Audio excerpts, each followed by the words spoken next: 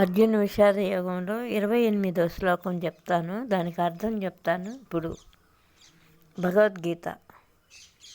ఓం శ్రీకృష్ణ. అర్జున ఉవాచ దృష్టేమం స్వజనం కృష్ణ యుయుత్సువం సమపస్థితం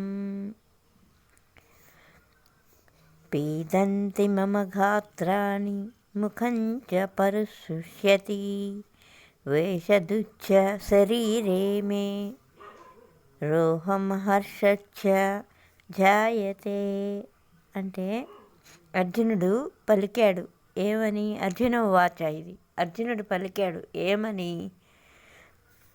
ఓ కృష్ణ, సమరోత్సాహంతో రణరంగంలో నిలిచి ఉన్న ఈ స్వజన సమూహమును చూసి, స్వజన అంటే వాళ్ళకు సొంతం బంధువులేగా వాళ్ళు, కౌరవులు వీళ్ళు పాండవులు, చూసి నా అవయవాలు శిథిలమైపోతున్నాయి. అంటే శిథిలం అంటే పాడుపడిపోవడం సగం అర్థం. దానికి ఇంకెన్ని అర్థాలైనా వస్తాయి. నా అవయవాలు శిథిలమగుచున్నవి, నోరు ఎండిపోవచ్చు ఉన్నది, శరీరమునందు వణుకు గగుర్బాటు కలుగుతున్నవి. దేనికి? భయంతో కాదు. వాళ్ళు బంధువులే, వాళ్ళతో మనం యుద్ధం చేసి వాళ్ళని ఎవరు మరణిస్తారో ఎవరు మరణించరో తెలియదు కదా యుద్ధంలో. అందుకని చెప్పి వాళ్ళు అందులో బంధువులు అయిపోయా. వాళ్ళతో యుద్ధం చేస్తే ఏ పాపాలు అంటుకొని ఏమవుతుందో అని కుమిలిపోతున్నాడు. అంతేగాని అర్జునుడు ఆ పాండవులు 5గురు ఎంత బలవంతులు అందరికీ తెలుసు. కౌరవులు కూడా ఏం చేయలేరు వాళ్ళని. అందుకే ఆయన ఒక్క బంధుత్వాన్ని అడ్డం పెట్టుకొని బాధపడుతూ కుమిలిపోతూ నోరు ఎండిపోతూ శరీరాన్ని అదే ఆలోచిస్తూ శరీరం వణుకుతూ ఏందా వెళ్తేనే వీళ్ళతో నేనేంది అసలు యుద్ధం చేయడము, వాళ్ళ కర్మ ఏంది, కౌరవులు ఎందుకు ఈ విధంగా ఇబ్బంది పెడుతున్నారని ఆలోచిస్తున్నాడు ఆయన. అది అడుగుతున్నాడు కృష్ణుడిని. తర్వాత శ్లోకం.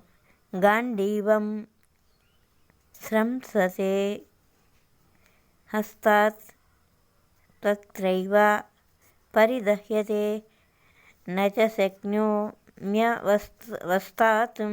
భ్రమతీవ చేమే మమ మనః. గాంధీవం చేతి నుండి జారిపోతూ ఉన్నది, చర్మం తపించిపోతున్నది, మనసు భ్రమకు గురి అయినట్లు అనిపిస్తున్నది, కనుక ఇక్కడ నిలబడలేకపోతున్నాను కృష్ణ అని చెప్పి ఆ కృష్ణ భగవాన్ని అడుగుతున్నాడు ఆయన అర్జునుడు. సరే, ఈరోజుతో ఈ శ్లోకము 28, 29, 30 3 కలిపి 2 శ్లోకాలు అయితే 3 శ్లోకాలు కలిపేశాడు చెప్పాను.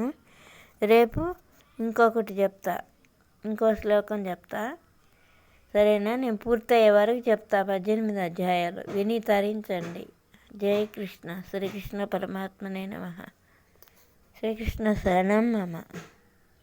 హాయ్ కృష్ణ.